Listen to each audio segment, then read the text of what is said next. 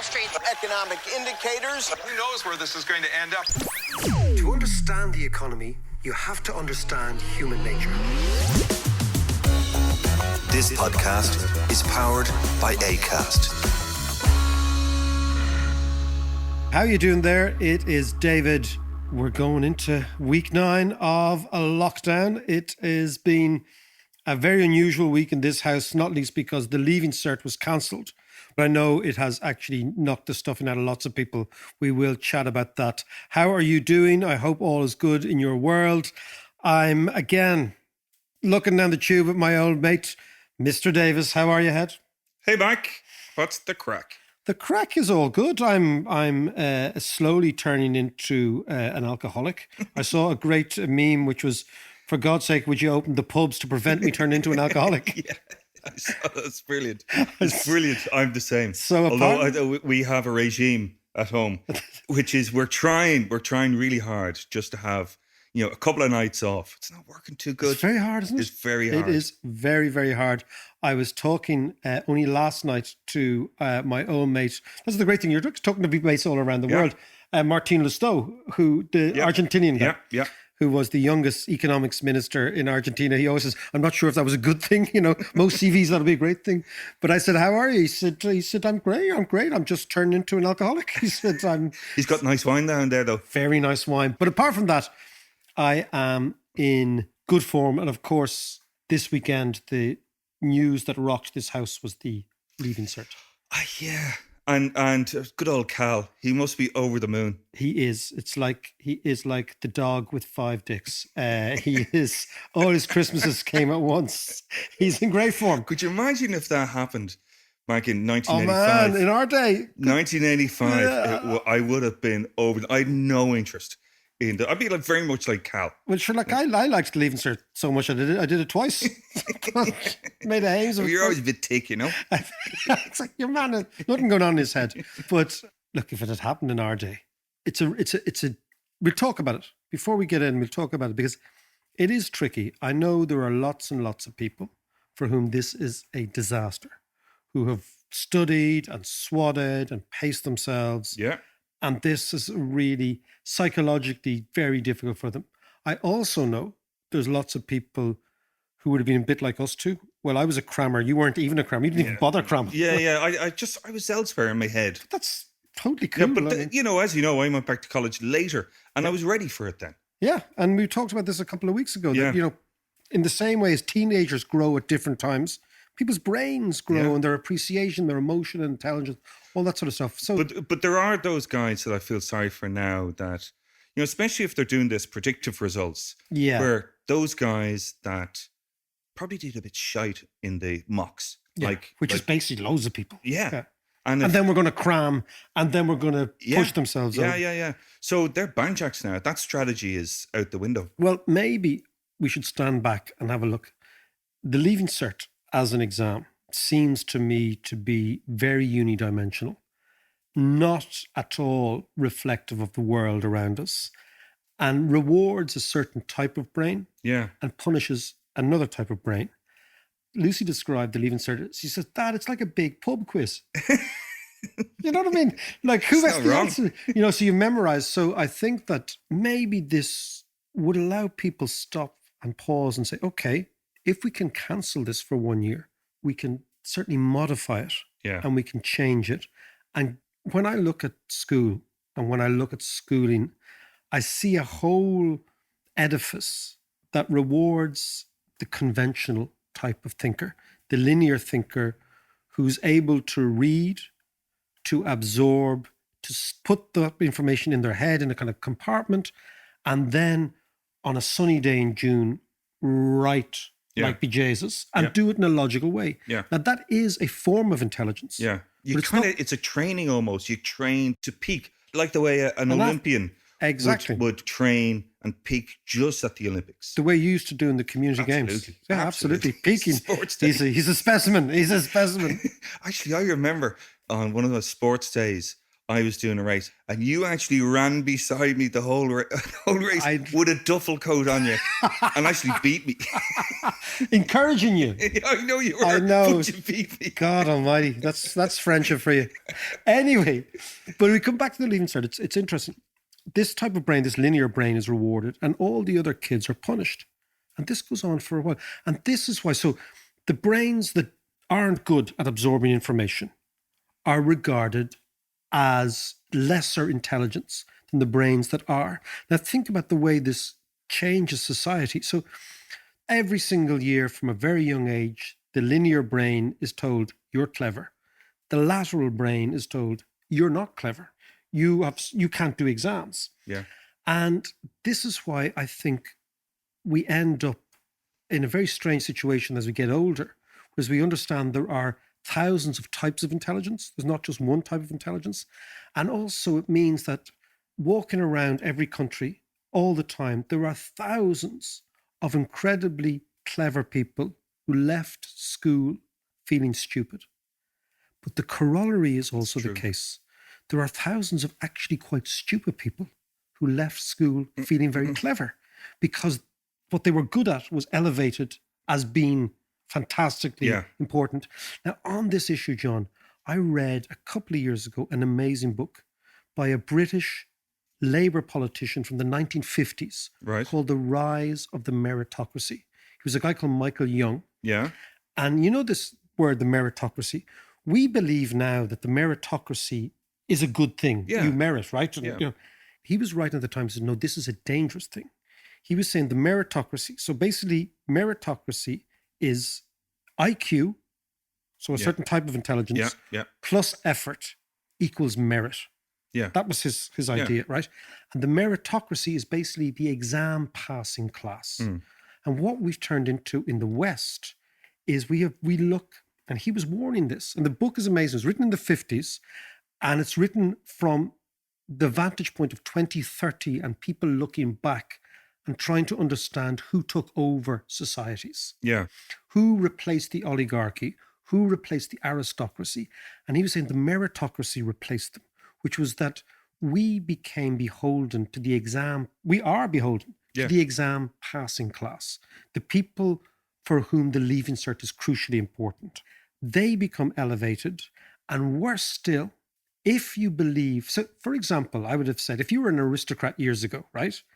Deep down, you knew I'm the jammiest fucker here because I don't deserve this, man. And I've got all the goodies. But frankly, it was the accident of birth. I just happened to be born into this, big old house. Yeah, big house thinking, man, this is great. Okay. So deep down, the aristocracy knew that they didn't merit it. So that's why they threw up all sorts of laws and legislations and caste systems and everything to try and copper bottom the fact that they won the lottery. Right. Okay. Think about the meritocracy. If you believe that you are at the top because you are special, because the system has produced you and you merit it, then you become incredibly tone deaf to the concerns of those around you because you believe, like Mourinho, that you're the special one. But also they feel they can justify that precisely by the effort that they've put in. By the effort. So, for example, if you look at, for example, Ivy League graduates in America, right, who have worked 1 million hours a day or whatever, to become the top lawyer, right? They can almost in their head justify the inequality of their position by virtue of the fact that, well, you know what? It's merit. It's IQ plus mammoth effort equals merit. And what Michael Young was warning in the 50s was the rise of the meritocracy will not lead to a benighted, understanding, benign class at the top, but a very narrow, very reactive, and very self-aggrandizing class at the top. And he was right. Yeah, and this is essentially what America, for instance, is based on. Certainly in the Democratic Party. Yeah, that's kind of what I mean, is in the Democratic Party, it's kind of like, I've put in the effort. You can do this too if you put in the same amount of effort, which is not entirely true. Well, I think the issue with the meritocracy, and going back to the Leaving Cert, is the disposition of the exam passing class. Yeah. Right? Do you remember in school, right? even at the very, very start of school, fellas get a star for being able to recite Hamlet or Irish or whatever, right? Now, what I was Never got doing... one of them. I only got one of them because my ma was a teacher. But do you see what I mean? And what it did, it sent a signal to all the other people in the class that this is the special person, girl or boy. Yeah. And all the rest of you are really also rans in the game, right? Yeah. Now, it reinforced that, and then you get a 600 points in your Leaving Cert, right? We're so old, we did it in old money. The points are like 12 or 13 or something. Right, yeah. None of this new money. We were a pre-decimal Leaving Cert, right? And then you go in and you go to college and you do really well in college. And then you get a graduate trainee position in art or Cox or You do the milk round. KPMG. You do the milk round, and you begin to think that you're special. And then something really weird happens in life, which is called confirmation bias in economics, which is that we end up surrounding ourselves by people who confirm our biases. Yes. And so the clever people, the exam passing class, end up surrounding them with other people who did well in exams. And they're all united by this idea that we are the exam passers. We're the people who got A's. And if you get A's in all your exams and your entire status as an individual is wrapped up in always being right, then you have a serious problem with being wrong. Yeah. But we also understand as humans that we're only learning when we're wrong. Because when you're right, you know the stuff. Of course.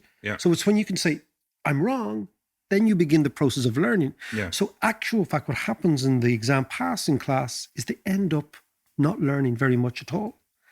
And when they get to the very top, because they all think the same, you have this group think. Yeah. And we're seeing this right now with COVID. Economics is full of this. We can't do that because we've never done it before. You can't do that because there's a rule here. And all of these exam passers who stem from the Leaving Cert obsession with the point system, which is actually sourced in the way in which we teach kids and say this type of intelligence is great, this type of intelligence we don't recognize, all leads to groupthink at the very top. And then when faced with something mental, like a pandemic, rather than actually looking at an expansive menu of economic and our societal tools to deal with it, the menu gets smaller. Yes. Yeah. And we start with this idea of Tina, there is no alternative. That's what you hear all the time. And the only people who say that there is no alternative, ironically, are not uneducated people. They're actually hyper-educated people. And they believe there's a one unique idea and one unique way. And I think this book, Michael Young's book on the rise of the meritocracy, Right. and again, what it does is it shatters the myth that has come to pass that the meritocracy is something good. And what it says is the meritocracy is something terrifying. And what it does is it contrasts the entitlement of those who believe they are on top because they merit it, in contrast to those who know they're on top because they were fortunate enough. And what it's talking about is a new social revolution, a new way in which we run democracies, a new way in which we analyze the ruling class and say that, you know what, just passing exams is not enough. That doesn't entitle you to run the kip. Yeah. And I think there's a lot to be said for it. Absolutely. And you know, in that equation of effort and IQ equals merit, one thing that I always felt in school was that there was never enough proper out-of-the-box thinking, creative thinking, and problem solving, apart from your regular maths and shit like that. There was no problem solving. Yeah. In fact, the avoidance of problem solving is actually what defines our education system, because it says there is one right answer. And we know, as we get older, that there are hundreds of right answers to the same question. And this goes back to our evolutionary sense that basically the world is always changing and always different. But if you decide that there's one right answer, then what you're doing is you're excluding all the other possibilities. And that makes you incredibly fragile in the face of enormous challenges, both emotional challenges, physical, and intellectual and financial and all that sort of stuff. And that, I think, so to come back to the Leaving Cert, right? I can understand enormously how certain people and various different pupils and parents and yada yada are reacting differently. But I think that it may well be a significant moment where we can reflect and say, okay, is the Leaving Cert the be all and end all? I don't think it is. And I think my daughter's description of a large memory test, like a pub quiz without Google, right? Because we all know the type of person who does a pub quiz. And beer. And say, yeah, exactly. Goes to the jacks and says, ooh, I'll tell you about the theory of relativity. Yeah, but this whole fiasco of the Leaving Cert, while cancelling it kind of suits some people and not others, the problem for me was always the lack of decision. And, it's an anxious time for all students at that time. I believe it. And then that coupled with the added anxiety of COVID and in lockdown, and, that's hard on everyone.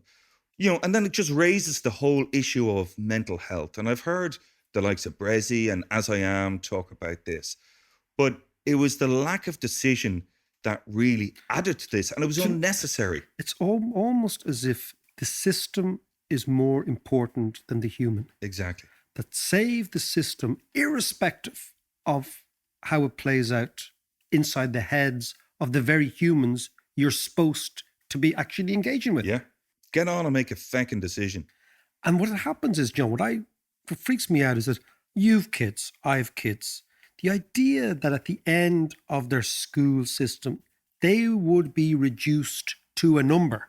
I am a 400-pointer or a 500-pointer or a 300-pointer or a 600-pointer. Yeah. It's bonkers. Yeah. So let's look at it as maybe a moment that the system crashed. It wouldn't have happened if it had not been for COVID. And long term, there could be some great benefits because the Germans have a great expression called the Faktidiot. It's basically an idiot with facts, right? Yeah. And it's the type of person, you see it in academics a lot, who know a huge amount about their own subject and nothing about the rest of the world. And they're not even interested in the rest of the world. Yeah. Our education system produces those, whereas I think the much more interesting person is the adapter, the person who adapts. And the Italians have a great expression for that, which is a tutologo, a person who knows a lot about everything. Tutologo. And the best tutologo in the whole place is Umberto Eco, the Italian writer, who knew about everything. He could talk about football and politics and sex and drugs and rock and roll and philosophy and everything. Yeah. Perfect. Great company. Yeah. Right? So the Faktidiot versus the tutologo. Right? This is what it's all about. Nice. And maybe if the education system genuflected more to the tutologo, knows a little bit about everything and whatever, rather than the Faktidiot, we'd have a better society.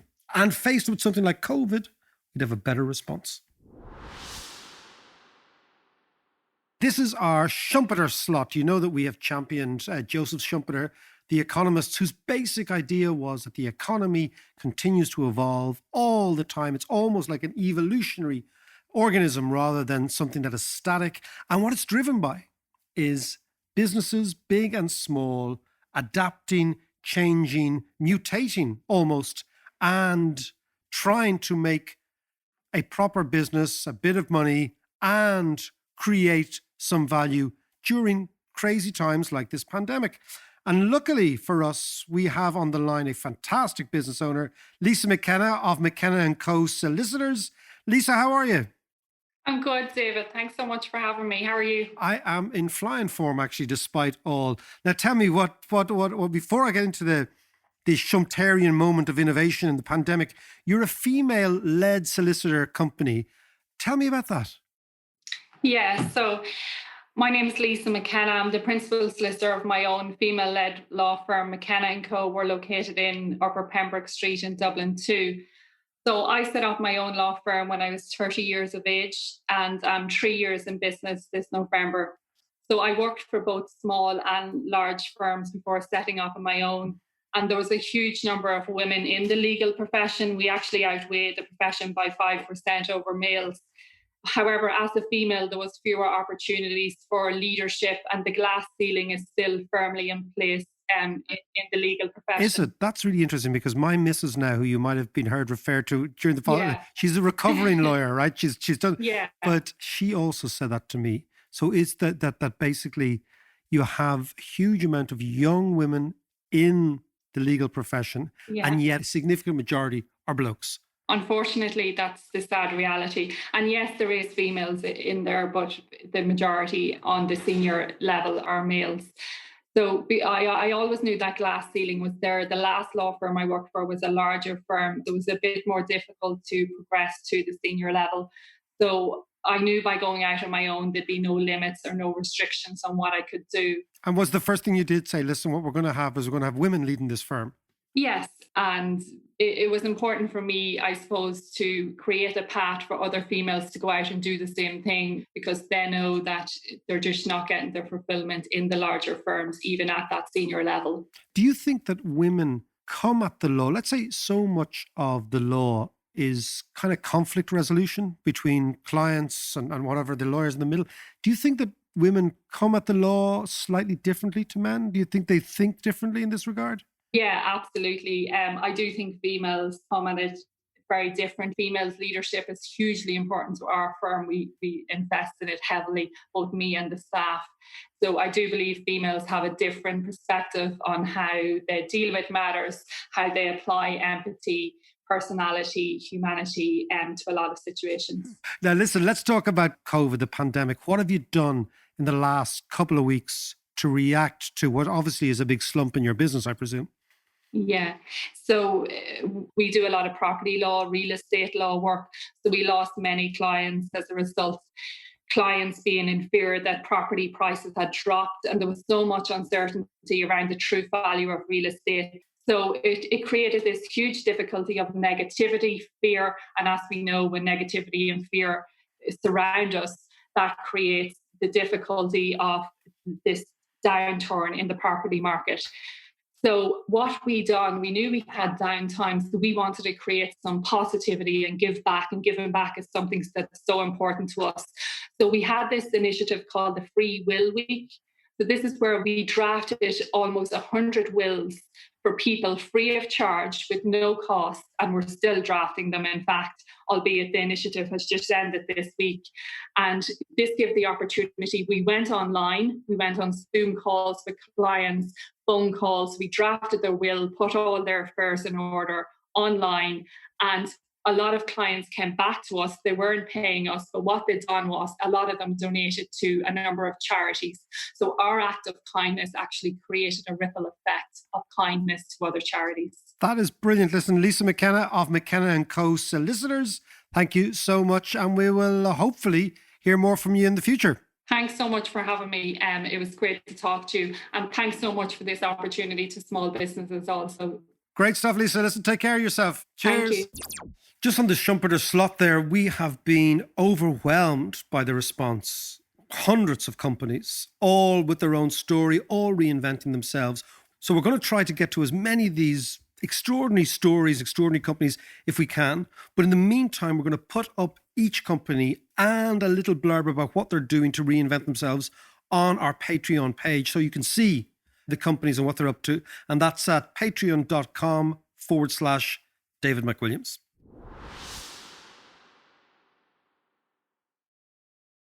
So, Mark, we've spoken an awful lot in the last few weeks about how different countries are handling COVID through lockdowns and the bailouts and all those measures that they're introducing. But one sector that we haven't actually looked at is the developing world, because they've less options than ourselves. Well, I mean, we're talking about, basically 3/4 of the world's population are the developing world. Yeah. And they have much less access to the same sort of economic levers that we have. Yeah. So I'll tell you what we'll do, John. Why don't we go directly to the developing world? Not have you and I sitting about this talking in Dublin. Let's go to the Caribbean. Let's go down to Trinidad and talk to a person who I think is one of the greatest economists, greatest explainers of economics out there. Wonderful economist. She's also a woman, which is, as I said to you before, economics needs more women. Economics doesn't have enough women. Marla Dukaram, we're going to get her up on the line and we're going to chat to her now. Marla, how are you? Hi, David. Thank you so much for having me and for telling such wonderful lies about me. Tell me about what is happening down in the Caribbean. How has this affected?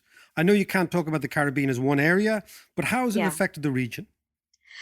So, as you would know, most of us are very heavily dependent on tourism. As a matter of fact, as a region, the Caribbean is the most dependent region in the world on tourism. And so we've had a sudden stop basically in the tourism sector. As you can imagine, all flights have been grounded. People don't want to travel, and people have a phobia that I think will last maybe a year or more of getting on planes and getting on cruise ships. There's some countries that 80% of their economy is driven by tourism. And so these economies, as you can imagine, have been hit really hard, where you have, I would imagine, maybe about 50% right now unemployment in some of these countries, and people out of work. And then you layer on top of that the fact that the economies in the first place were not, in most cases, were not the strongest, because the government didn't have a lot of fiscal space, in the sense that, debt levels are high. We depend a lot on activity with the outside world. We are very open economies. There's not a lot of domestic economic activity that drives these economies. We rely on tourists, we rely on foreign direct investment, we rely heavily on remittances as well from workers that have left the Caribbean to go abroad. And the World Bank has estimated that remittances will decline by 20%, because if you have 27 million people out of work in the US, for example, they can no longer send money back home.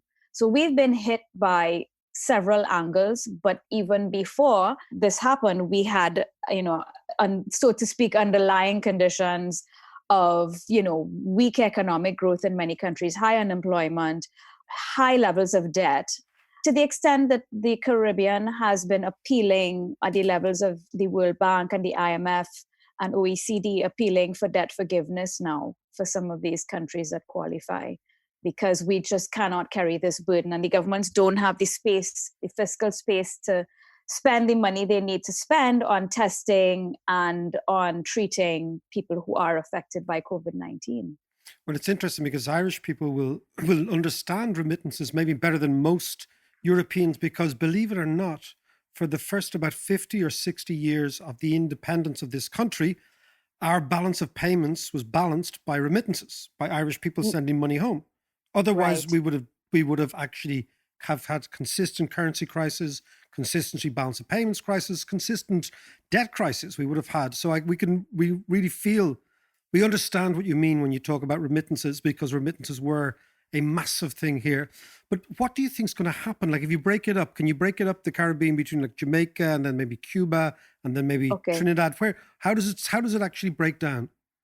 Well, let me just start by talking about the so-called petrostates first, because they're a bit different. So you have Guyana, for example, which is the newest oil-producing country in the world, only started producing oil in December, and this year will be, well, according to the IMF, the fastest growing economy in the world. It was supposed to grow by 86%, if you could believe that, David, this year. And that was reduced to 50-something% by the IMF, based on the fact that oil prices have collapsed. But they are a tremendous outlier in the region. But they have a political stalemate at this point in time. They have an electorate of just about 400,000 or 500,000 people, but they still can't count all the votes, even though the election was months ago. And one ballot box was found yesterday or the day before to be filled with rainwater. So you have all kinds of political instability there that's going to affect them. And so they're like a really separate case. And in Trinidad, I think, of course, I'm going to get into huge trouble for saying this, but Trinidad is a petrostate cum narco state, to be very honest. Cum narco state? Yeah, recent Explain developments. Explain that to me. You have tons of drugs coming out of Latin America, South America, as you know. And Colombia has done a good job of cleaning up its act. But what that has done is it has moved this trade and the weapons and the weapons trade and the human trafficking and everything that goes with it into weaker territories. And of course, Venezuela being the weakest in this hemisphere, actually. And so Venezuela is only 6 miles away from Trinidad at its closest point. I'm going to come back to the narco trafficking in one thing, because one of the things the Caribbean, before Mexico became the main conduit for narco trafficking from Colombia, the Caribbean played that role in the 80s and 90s. Do you think it'll go back to that this instability, this desperation, this high levels of unemployment, low levels of income, no tourism, naturally people will say, look, where am I going to earn any money? How am I going to survive? And you realize, you know what we can do? We can help the Colombians out in in this trade to the United States. Do you think that is one of the unforeseen consequences of all this? Definitely there's a risk of that. And you know what? We've never stopped becoming transshipment points. I think it's all relative, and maybe the degree to which we were transshipment points in the 80s may have lessened in the 90s and early 2000s, and that's probably increasing now, especially with what's happening in Venezuela and the instability there. Of course, we've seen stories of all kinds of massive amounts of cocaine being found, in the Cayman Islands, in Curacao, in Trinidad. And so we know that this is still happening. But you're right. I think the degree to which it's happening is probably going to accelerate, because these people just look for the weakest link, and for the country that has the weakest security, for example, or the highest level of corruption, where they can bribe, border officials and so on to get their ways through. So that is definitely a high risk. Now, I don't know that I necessarily feel like people who were honest, law-abiding tourism workers will necessarily just Sure. No, I take your point. Default. Yeah. I take your point. I think it's likely that perhaps governments and government officials who I suppose are becoming increasingly desperate might look to form alliances, unholy alliances, where they may not have in the past. Whereas, they may have had loyalty to the US. Now they're probably looking more to China, Russia, and Venezuela, and that alliance. Now, will you explain that to me? Because that's what I find fascinating. The big game in the Caribbean, but not just the Caribbean, in Mexico and Venezuela, between Russia, China, and America. How is that all playing out in this COVID crisis? And how are the biases changing? Well, in the first place, you have the US basically withdrawing under Trump from the Caribbean in terms of its influence. I mean, globally, right? Yeah.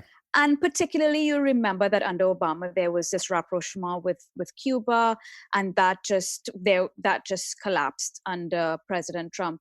And that kind of tone was set by Trump. Remember, he called us shithole countries, right?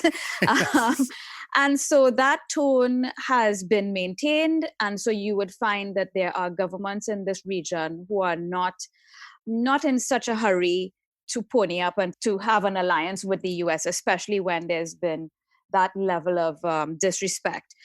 And then you have the Chinese, who have been present in this region for a while, but have consistently ramped up their presence based on the fact that there was that vacuum left by the US, but also based on the fact that we are very strategically placed in the Caribbean.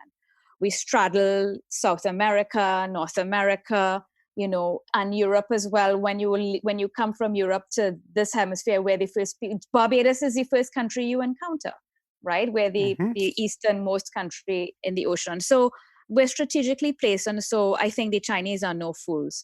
So they recognize how well placed we are in terms of having a position in this region that gives you access to Latin America and North America. And then on top of that, we have this massive amount of natural resources in Venezuela. They're still the largest proven reserves of oil in the world. And then now Guyana recently discovering more oil than Trinidad has ever produced. Suriname also has oil.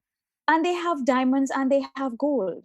I think that Venezuela, Guyana, and Suriname are probably collectively the most resource-rich countries on Earth. And that would make Suriname and Guyana, because of their small populations, probably the most resource-rich countries on Earth on a per capita basis, even though Guyana is still the poorest country, English-speaking country in the Western Hemisphere, and the poorest after Haiti, period. Wow. And poor countries where you have weak institutions are ripe for the kind of intervention, if you will. I'm trying to be polite here, that the Chinese... You're always far too polite, Marla.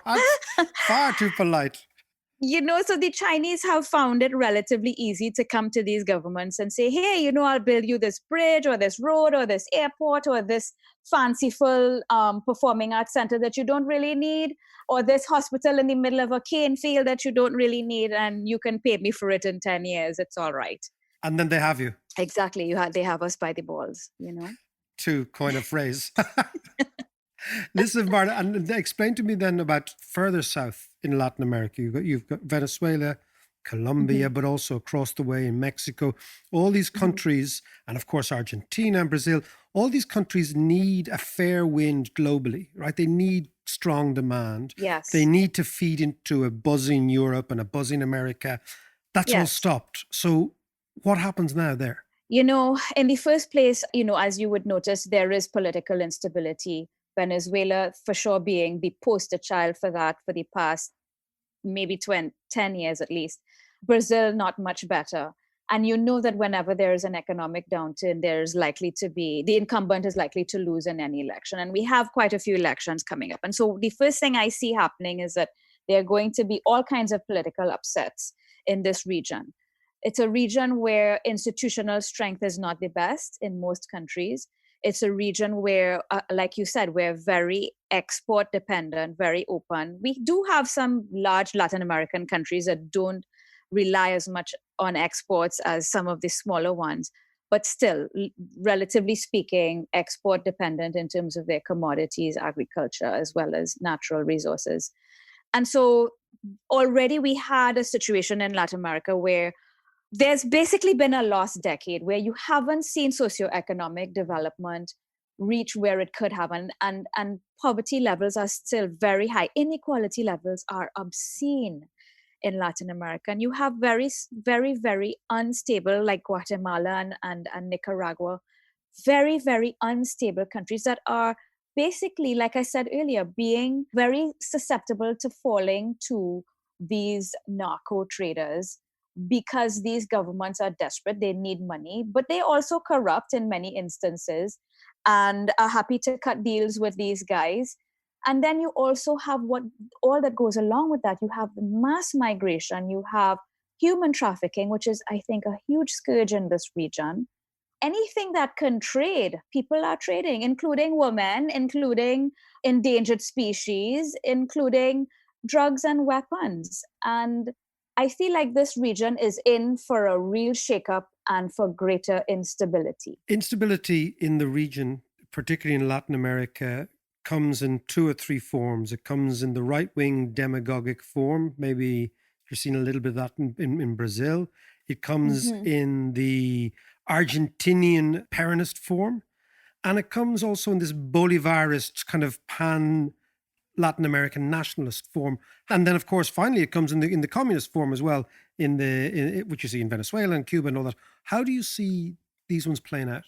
Well, for sure, governments are getting bigger now, right? Because the private sector is shrinking with this sudden stop and with the demand shock that has come as a result of this sudden stop in the economy. And so I think, to your point, I think the chance of well, for sure, the risk of incumbents losing to anybody else is higher when you've got a downturn. But because of the size of government growing relative to the rest of the economy, I think there is a risk that we will see a lot more rejection of whatever exists now and embracing whatever is the opposite of what exists now. So you might find the countries that are, more on the left might reject that and try to swing to the right, etc. But I think overall in Latin America, we have a culture of being quite left-leaning generally. I think Bolsonaro is not doing a great job of showing us what the other side could look like, And I think, especially with Trump, with the elections in the US, I think a lot of what happens in this region is maybe a reflection or a reaction, I should say, as to what's happening in the US. Because the US is the largest importer of everything we produce in this region. They're the largest source of tourism. They're the largest source of remittances. And so they're huge economic power in this region. And so the tone is like I said earlier, the distinction between how relations were under Obama versus Trump. I think once there is the election in the US, and chances are the incumbent will lose just based on statistics, right? That tone, I expect, if the Democrats win, that tone is likely to revert more to what Obama's stance was. And then we might see greater cooperation and influence from the US again. So the United States disappears from the stage. This allows China to amplify its impact. And Russia. And Russia. And what is the Russian angle here? Oil, basically. I mean, they have lots of influence and a big stake in Venezuela. But via the Chinese and that alliance between those two, they have some influence in other countries in the region as well. Maybe not as large as China, but growing, I think. And then the final player in this is the narco traffickers themselves, in terms of huge wealth, huge power, and an ability to do whatever it takes to make sure that they keep their patch. Of course. And so you have all of these weak governments and weak countries falling to these narcos. For somebody so chilled, Marlon, such good fun and such a laugh to be around, you sometimes deliver such a message. Well, I mean, the Grim Reaper strikes from Trinidad. No, we do have some good stories. And maybe what I should do is to be fair and balanced. Let's talk about, for example, Jamaica. You know, I know that throughout the world, the IMF is demonized as being this, you know, neo-imperialist, neo-colonial, whatever, force, I should say. But Jamaica, for example, was under an IMF program from 2012 to last year, 7 years. And Barbados, where I am now, is also now under an IMF program. But the IMF brings leadership, solid policy agenda, and implementation, all of which we lack to a significant degree in this region. And so you find like Jamaica, I mean, post-independence, Jamaica was never a strong, stable economy. And now it is one of the strongest, most stable economies in the region. And I think they're handling COVID-19 very well. They're a very diversified economy. I'm so proud of what Jamaica has achieved. And they're a huge example to the rest of us as to what can happen once you've got institutional strengthening, once you've got real leadership, and implementation and execution of the policy agenda. There's no point having great policies and then you execute nothing. And then you have countries like the Cayman Islands, which, you know, of course, as you and I have discussed many times, is, you know, my favorite country in the region. And I can point to how fiscal prudence and solid management of your financial affairs can actually lead to stability and solid growth. And they had, just before COVID-19, the lowest unemployment ever. So did Jamaica, the lowest poverty ever in Jamaica just before COVID-19 hit. And the sad thing is that this crisis is going to rewind or undo some of the progress that they've made. But the good thing is they are in a much better position than, say, Trinidad is right now. Or, of course, we have Haiti and the Dominican Republic as well, with the amount of the huge transmission that they're seeing on that island of Hispaniola. You know, that island of Hispaniola has about 22 million people. Yeah, it's enormous. It's extraordinary. It is. And so it's so very diverse here in this region, but the experiences have, for many countries, it's been really tough. It's been really tough, but there are some governments that are doing a really good job, and there are some that are struggling. Listen, Marla, take care of yourself, darling. We will talk to you Thank very you. soon. You can find Marla at her YouTube channel. Again, somebody who explains economics so fantastically, on her own website, which is marladukaran.com. Marla's always so interesting. She always has a really interesting perspective on stuff. And she paints a very kind of complicated picture of the Caribbean. But what really strikes me about it, though, Mac, is the fact that they just don't have, the developing world in general, don't have the same kind of levers, as you say. You know, we have the option to print more money. Yeah, if we want to. And they're basically running out of money, running out of dollars. That's absolutely the point, John. And I think that's actually summarizes their dilemma much better than huge amounts of, you know, highfalutin economic textures. Sure. Basically, they're running out of dollars. We, and I'm talking about Europeans and Americans, don't have that problem. We can actually print currencies that people want to hold. That's the difference, right? When they start printing money in those countries, inflation becomes the issue. People don't want to hold their currencies collapse against the dollar, and suddenly they're in a corner. Whereas when we or the Americans start printing money, it's going to take years before our credibility is waned to such an extent. Yeah. So basically, they're still stuck in this inflation, current account, lack of dollar problem. Now, the fascinating thing is this goes really deep because who prints the money, what it's backed by, like is it backed by gold or silver, or it's called fiat money, the sort of stuff we have, which we just kind of invented. Yeah. But the history of it is really interesting. The history of the gold standard and how it came about and what it did. So I'll tell you what I'm going to do. We're going to talk a little bit about the gold standard and money. Okay. But I'm going to start by telling you about Judy Garland and the Right. gold standard. Okay. You're off to see the wizard, the wonderful Wizard of Oz. You'll find he is a wizard, a whiz, if ever a whiz there was. If ever a whiz there was, the Wizard of Oz is one because of the wonderful things he does. You're off to see the wizard. Never let it be said that the podcast takes you down unusual routes. And this is a more unusual route, but it's really interesting. It's about the Wizard of Oz, economics and money. Right. Okay? What's the connection? The connection is the Wizard of Oz was written about the gold standard. Okay. And the gold standard was the monetary system that governed the world from 1860 to 1914 and then again to about 1935. Okay. The Wizard of Oz was the first Technicolor movie in Yes, it was. 1938.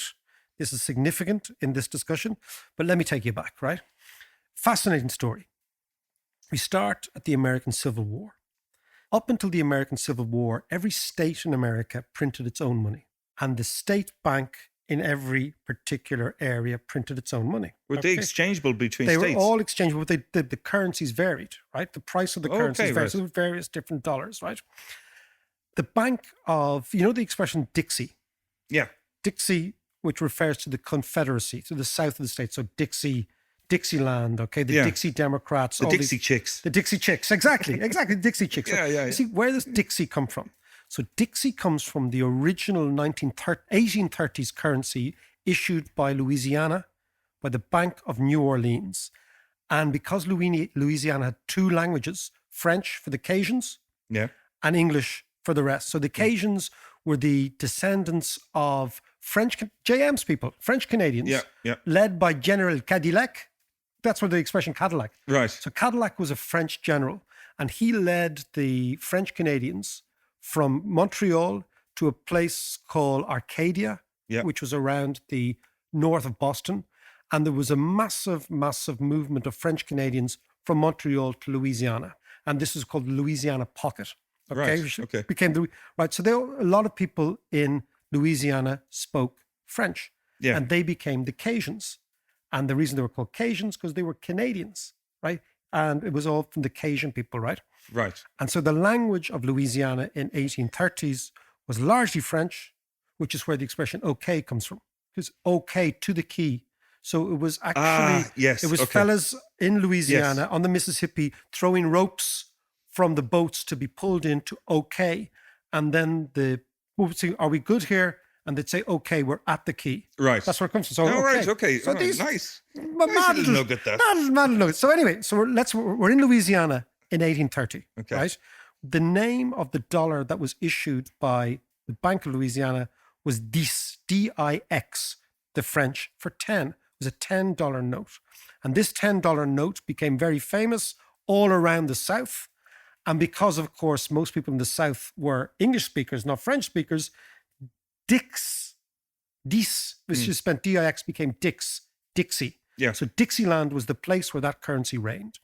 And before the Civil War, the south of the states was richer than the north because it was a massive agricultural. Sure, yeah. Louisiana was a massive transport, shipping area because, of course, it was on the mouth of the great Mississippi River. All that. And, of course, they were making lots of money from slavery. Lots of money from slavery as well. So all of the South was quite wealthy. But unfortunately, they didn't have the resources they needed to fight a war because they didn't have any heavy industry. So what happened was wars, what we know about wars is they cost money. So go from 1830 to 1860, right? So Dixieland is dominated by this currency, and the Union side in the American war versus the Confederate side. The Union side were industrial. So both sides borrowed heavily, right? Both sides borrowed very, very heavily, but the Union side borrowed less heavily than the Confederate side. The Confederate side eventually ran out of money because they were borrowing from their own people. Yeah. So what they did was they started to print money. And extraordinarily, the price of a basket of goods in 1860 in the North that cost $100 cost $147 by 1865. So the rate of inflation was about 50%. Wow. Okay, in the North. In the South, the same basket of goods in 1860, which cost $100, cost $11,000. What? So they had hyperinflation, Right. massive hyperinflation in the South. This is Zimbabwe style. This is Zimbabwe style, exactly, because the Confederate government couldn't borrow from anybody except their own people, and they ran out of resources, right? The Northern government didn't have to borrow so much because they had their own industrial capacity to make machinery and, of course, to make guns. And, of course, what did the South need? They needed to buy guns. They didn't have any steel mills, of any significant amount. Yeah. So you end up with the South having hyperinflation. And worse than that, for the subsequent problem for the South, is the people who lent money to the Confederate government never got anything back. Whereas the people who lent money to the Union government became the government of the United States. Yeah. So they honored all their debts. Whereas the Confederate government, which was the government of Dixieland and the Confederacy, was destroyed. So they dishonored all their debts. So the white middle class that had supported the Civil War, that had lent money to the Confederacy to win the Civil War, not only lost the Civil War, but they were totally wiped out economically. Okay. Right. Yeah. So we start the story after the Civil War. The white middle class and the white agrarian and farming class are destroyed in the South. The North becomes the United States. The whole thing becomes the United States, and they replace all the currency with the dollar. Right. And they tie the dollar to gold. Right. Okay, and they say this will never fluctuate. So therefore, if you want the price of the dollar to go up or down, you've got to find more gold somewhere, right? Right. So the price is stable. But the problem with that is... this is gold rush time as well. This is gold rush time. And Yeah. actually, the gold rush bailed them out a little bit in the subsequent end because they actually got more gold. Right. But at the time, so the dollar was fixed to gold. So that meant two things. One is that any product whose price was falling compared to gold was going to see the people who depended on that product, their standard of living would fall. Right. So think about it. All the Southern whites are dependent, and blacks, who had now been freed. Yeah. Okay. But comes back to this is the nasty part of the story. The Southern whites are dependent on agriculture, right? At the same time, so you're talking about 1870, 1880, this period, right? What is the big shock to the agricultural world at this time? It's the emergence of Argentina and southern Brazil, Santa Catarina, this province, Uruguay, and Argentina. Right. These become huge commodity agricultural exporters. They'd never, ever... We spoke about this before when it was the Schumpeter moment with the refrigerated chips. Am I right? Yes, you're absolutely right. Yeah, So the invention, the innovation that changed the world more dramatically, maybe even than electricity at that stage, Right. was refrigeration. Because that allowed meat from Argentina. Now think about it, the price of everything in Argentina was so cheap. Why? Because they destroyed all the Indians. They killed all the Indians. Yes. And they put farmers, so the land was free. Yeah. Argentina and Ukraine have the two most fertile soils in the world for agriculture. As a function, vast amounts of it. and a function of geology and ice ages and all that sort of stuff, right? But the Argentinians open up. That drives down the price of all agricultural worldwide, because this is before the common agricultural policy and all that stuff. Yeah. There was no farm subsidies. Yeah. So it drives down the price. So the price of agriculture falls around the world. Let's go back to the Confederate States of the United States. Yeah. Farmers are always in debt. This is something that's gone back to the early, just after the hunter-gatherers, when we actually started to farm, we settled. And the reason is, if you think about the dynamics of harvest, you've got to spend to plant, but you don't reap for 6 months. It's a natural cycle. Natural cycle. So the farmers in every society, the difference, and I actually think this is where banking obviously started. Farmers spent money on seed and planting, but then they had to wait. They had no income until the harvest. So they borrowed during this period. And that's always been a manifestation of farming all around the world. So let's go back to the States. So the southern farmers were borrowing to tie themselves over. But by the time they had to pay back the money, the price of their produce had fallen because the Argentinian capacity had weighed down. So every single year for about 20 years, the price of agriculture fell. Yet every time they got into debt, they had to pay back in gold or proxy gold because the dollar was linked to gold. So their incomes were being squeezed all the time. Now, what you see in all of the states, the southern states, is the reaction to this. First of all, they're traumatized by the end of the Civil War. Secondly, they're traumatized by the end of slavery because these are white racists, right? Think about it, right? And thirdly, they're traumatized by the collapse in their farm prices. And fourthly, they have no income because their whole savings were wiped out because they'd lent to the Confederates. They're banjacks. So it's very like Germany in the 1920s. The way in which the Germans were treated by the Allies is not unlike the way in which the Southern Confederates were treated by the Northerners. And the upshot is quite similar too. So the Germans turn anti-Semitic and populist. Yeah. This is the long-term legacy of all this. What happened to the Southern states? A party emerges called the Populist Party. And the Populist Party identifies the gold standard as being the problem. And this thing, there started then in America a debate called bimetallism, right? Right. Basically, the southern states wanted silver to replace gold as the commodity that backed the dollar. Because silver is cheaper than gold, you could print more dollars. Because what was happening is they were running out of dollars. So they were being impoverished by the lack of dollars. So the Populist Party wanted silver to be the currency. And this led to a huge and significant popular movement around getting rid of the gold standard.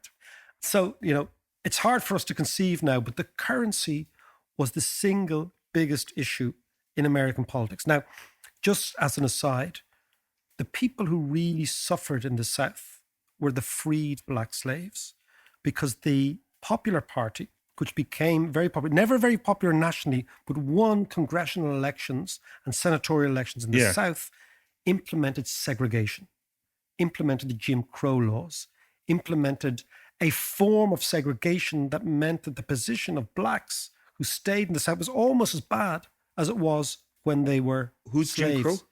Jim Crow is the name of the laws that were introduced. So you know all those laws that Martin Luther King was against, all those black people, the back of the bus, you know, Rosa Parks, all those.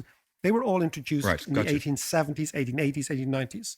So the interesting thing is, one would have thought that the position of black people would have improved dramatically after the Civil War, but it didn't. It disimproved, which is why you see this massive migration of black people away from the states, the southern states, up to Detroit and Michigan or Chicago, New York, all those things.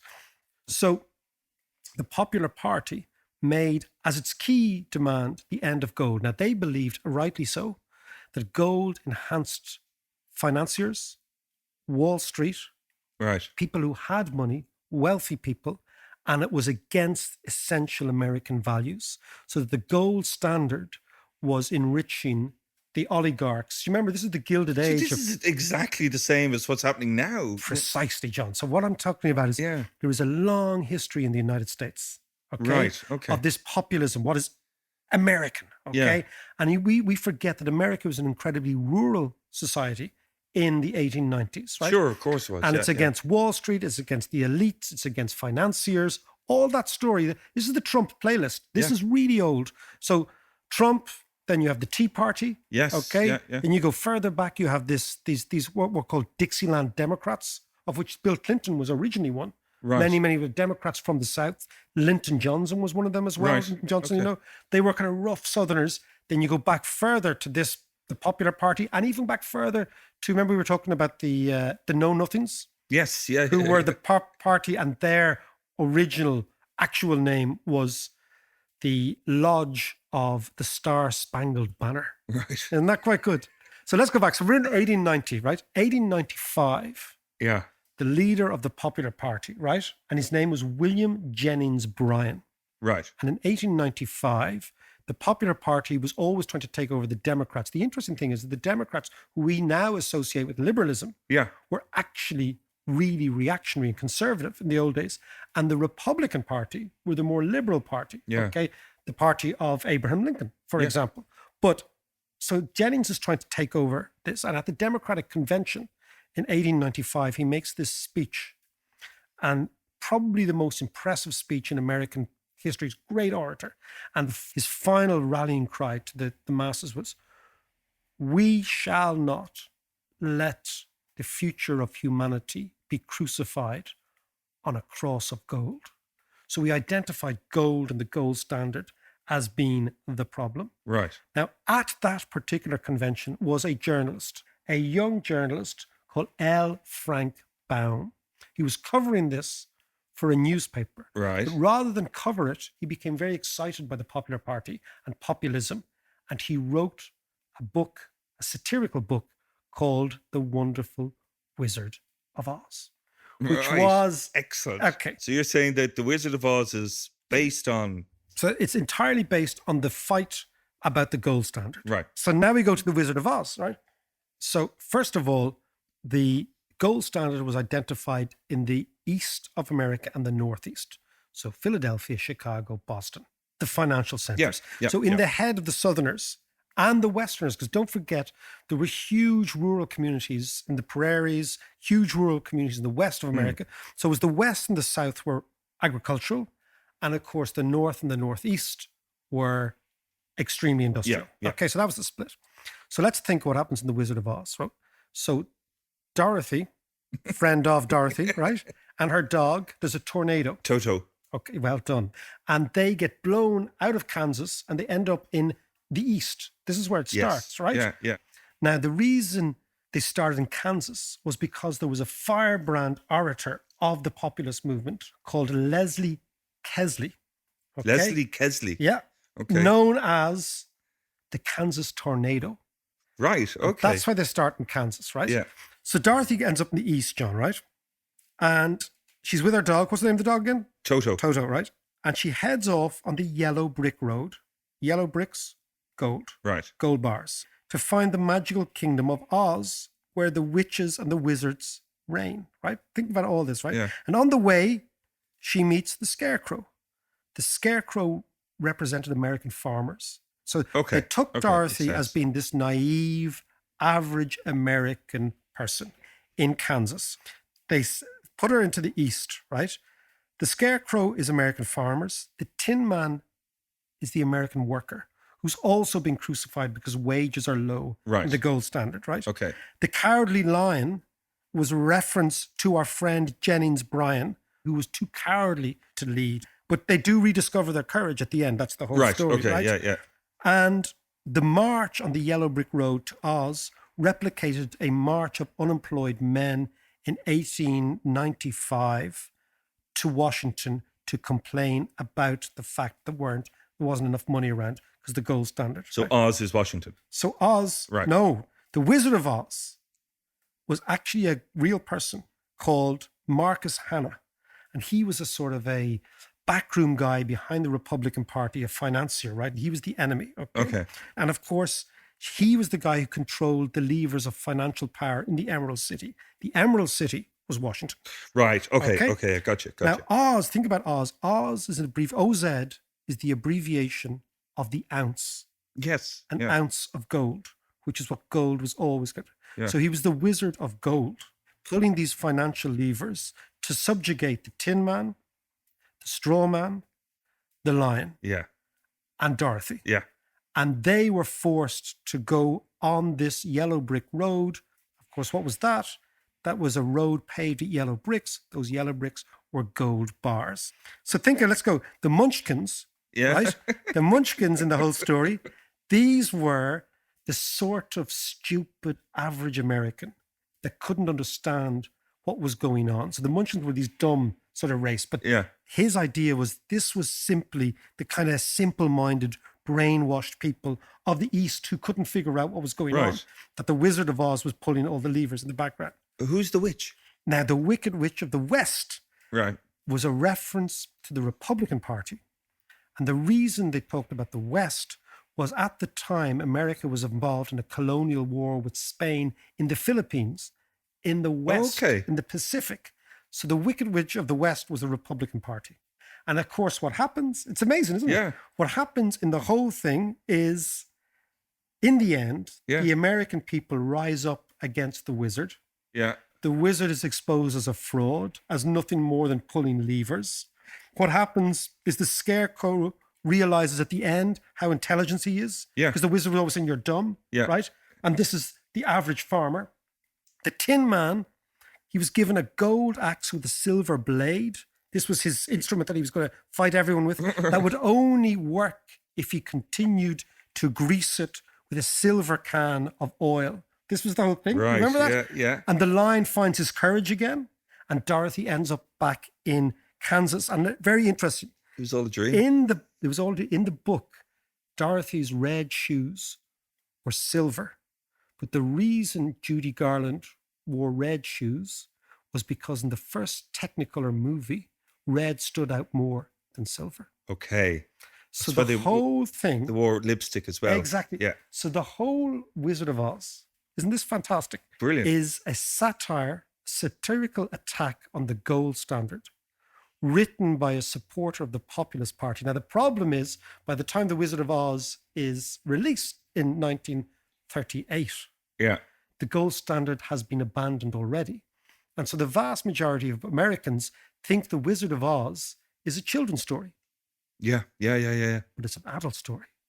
And it's an adult story that runs very, very deep. And it's an adult story that emerges out of the poverty of the South and the poverty of the West, and the perception that the East of America, driven by financiers and the elite, sitting on gold, are screwing the average person. And it all goes back to the settlement after the American Civil War, where the Southerners felt rightly that they had been totally and utterly abandoned.